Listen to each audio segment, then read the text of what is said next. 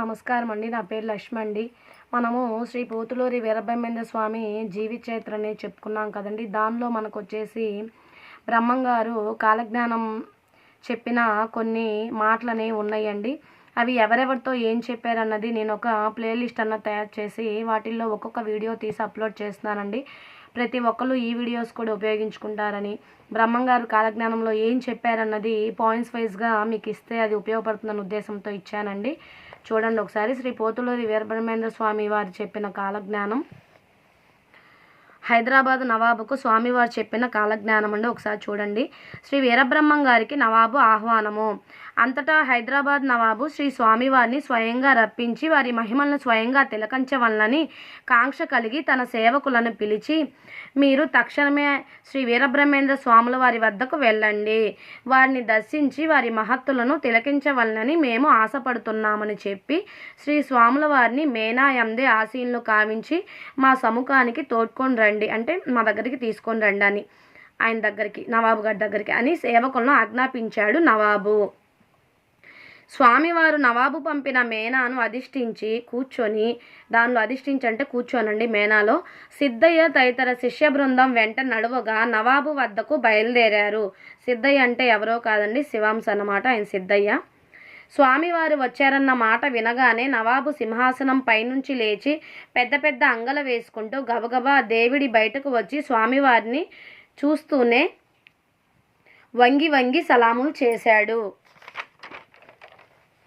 స్వామివారు చిరునవ్వుతో అభయహస్తం ఇచ్చి నవాబుని ఆశీర్వదించి అతడి ఆహ్వానాన్ని మన్నించి అతడి వెంట దేవుడిలోకి ప్రవేశించారు.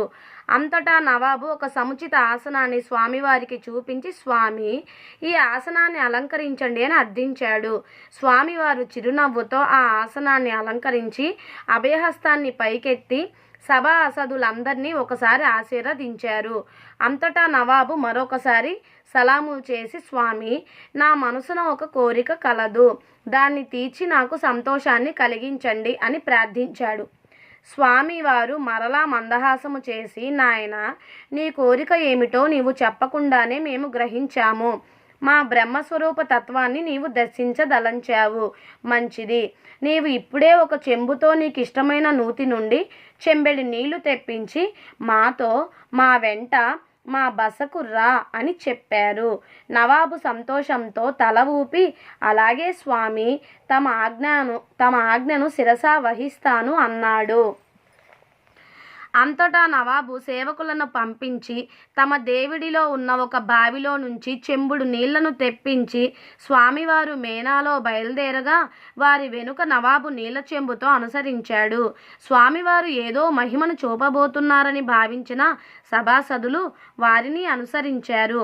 అలా అంతా కలిసి ప్రయాణం చేసి స్వామివారి బసకు చేరుకున్నారు. స్వామివారు తమ పీఠం వద్దకు చేరుకొని అచట వెలుగుతున్న దీపపు ప్రమిదలను నవాబుకు చూపిస్తూ, నాయనా, బ్రహ్మజ్ఞాని యొక్క మహిమను గ్రహించవలెనని నీకు ఆసక్తి కలిగింది. నీళ్లతో దీపాలను వెలిగించువాడే బ్రహ్మజ్ఞాని అని నీ మనసులో భావించావు కదూ, మంచిది. ఆ చెంబు నీది, అందులో ఉన్న నీరు నీ దేవుడిలో గల బావిలోనివి. ఒక కొత్త ప్రమిదను తెప్పించి నీవు స్వయంగా వత్తిని తయారు చేసి దానిలో వేసి నీ చెంబులోని నీటిని ఆ ప్రమిదలో పోసి ప్రమిదను పీఠం ముందు ఉంచి వత్తిని వెలిగించు. ఆ దీపం నిరభ్యంతరంగా జ్వాజ్వల్యమానముగా ప్రకాశిస్తుందో లేదో నీ అనుభవపూర్వకంగా నీవే తెలుసుకో అని చెప్పారు. అంతటా నవాబు కొత్త ప్రమిదను తెప్పించి తానే స్వయముగా దూదితో వత్తిని చేసి ఆ ప్రమిదలో వేసి దాన్ని గురుపీఠం వద్ద ఉంచి ఆ ప్రమిదలో తన చెంబులో తెచ్చిన నీటిని పోసి గురుపీఠమునకు మనస్ఫూర్తిగా నమస్కరించి వత్తిని వెలిగించాడు. ఆశ్చర్యం, మహాశ్చర్యం! నవాబు నీరు పోసి వెలిగించిన ప్రమిదలోని వత్తి దీపశిఖతో ప్రజ్వరిల్లింది. ఆ పీఠం ముందున్న దీపంలన్నిటికంటే మిన్నగా నవాబు వెలిగించిన దీపం, నీరు పోసి వెలిగించిన దీపమే అమిత కాంతితో ప్రకాశించసాగింది. ఆ అద్భుత మహిమాన్విత దృశ్యాన్ని చూస్తూ గాంచిన స్వామివారి శిష్యులు ముక్తకంఠంతో శ్రీ శ్రీ శ్రీ వీరబ్రహ్మేంద్ర స్వాముల వారికి జయహో, జయ జయహో అంటూ నినాదాలు చేశారు. స్వామివారు నవాబు పట్ల కరుణాంతరంగులై అతడికి కాలజ్ఞానమును ఇలా బోధించారు. హైదరాబాదు నవాబుకు స్వామివారు చెప్పిన కాలజ్ఞానం. వచ్చలారా, పాపభూయిష్టమవుతున్న ఈ లోకంలో దుష్ట శిక్షణ శిష్టరక్షణ గావించడానికి నేను ఈ కలియుగాంతము నందు శ్రీ వీరభోగ వసంతరాయులనై అవతరిస్తాను. అలా నేను అవతరించడానికి ముందుగా కొన్ని ఉత్పాతములు సంభవిస్తాయి. అవి ఏవంటే, ఒకటోది, కాశీపట్టణమునకు ఆవల గండకీ నది నందు సాలగ్రామములు నృత్యములు చేస్తాయి, జనులతో మాట్లాడతాయి. రెండోది, లక్ష్మీదేవి నా వెనుకనే వస్తుంది, ఇతరులను ఏడిపిస్తుంది. మూడోది, ప్రయాగ తీర్థమందు నీరు లేక జనులు నిలిచి ఉంటారు. నాలుగోది, ముందు కాలములో మూసీ నది పొంగి హైదరాబాదు పట్టణమంతయు ముంచివేస్తుంది. పిమ్మట ఈ వంశీయులందరూ తిరిగి ఈ పట్టణమును పునరుద్ధరణ చేసి అభివృద్ధికి తెస్తారు. ఐదోది, ఈ రాజ్యం నందున అరణ్యాలన్నీ పంట భూములు అవుతాయి, శ్మశాన భూముల యందు భక్తులు ఆవాసాలు నిర్మించుకుంటారు. ఆరోది, పల్లెలు పట్టణాలు అవుతాయి. ఏడోది, చంద్రమతి దేవి కలలు తగ్గిపోతాయి. 8, కోల్హాపురం వృద్ధి చెందుతుంది. 9, చిరుకూర్తి 12 ఆమడల పట్టణం అవుతుంది. 10, వినుకొండకు పడమర భాగమందు 8 పుట్ల వరహాలు తీసి కోమట్లకు ఇస్తారు. 11, ఉప్పు మాగునూరులో ఉత్పాతములు పుడతాయి, భక్తులైన నరులంతా జీవించి ఉంటారు. 12, కావేరి ఉప్పొంగుతుంది. 13, సముద్రంలో అమృతం ఉప్పొంగుతుంది. ఇవన్నీ నా రాకకు నిదర్శనాలు. నేను వీరభోగ వసంతరాయలుగా వచ్చే ముందు ఇవేగాక మరికొన్ని విచిత్రాలు కూడా జరుగుతాయి. అవి ఏవంటే, 14, శ్రీ రంగనాయకుల వద్ద ఆకాశవాణి వాక్కులు వినిపిస్తాయి. 15, స్త్రీలు పరపురుషులతో కూడి ఆభరణములు వస్త్రములు తెమ్మని అడుగుతారు. ఇదే మీకు గుర్తు. తన్ను తానే బ్రహ్మమని తెలుసుకొన్న రాజయోగులకి మాత్రమే నా దర్శనం అవుతుంది. కతిమా దుష్టులంతా రాక్షస గుణములు కలిగిన వారే దూతుల వలె అక్రమంగా మాట్లాడతారు. 16, స్వర్ణముఖి యందు 10 మంది మహాత్ములు పుడతారు. అప్పుడు నాయుడుపేటలో ఉన్న ధనమంతా నాశనమైపోతుంది. 17, మున్ముందు కాలంలో ముత్యమంత బంగారమైన దొరకదు. 18, తూర్పు దేశమంతా నవనాగరికత నేర్చి ధనహీనులై దైద్యులైపోతారు. 19, ఇత్తడికి బంగారముతో సమానమైన ధర లభిస్తుంది. 20, కొండవీటి సీమయందు గుణవంతులు పుడతారు. 21, బంగ్లాదేశం జలప్రలయమై ప్రజలందరూ జలములందు అంతరించిపోతారు.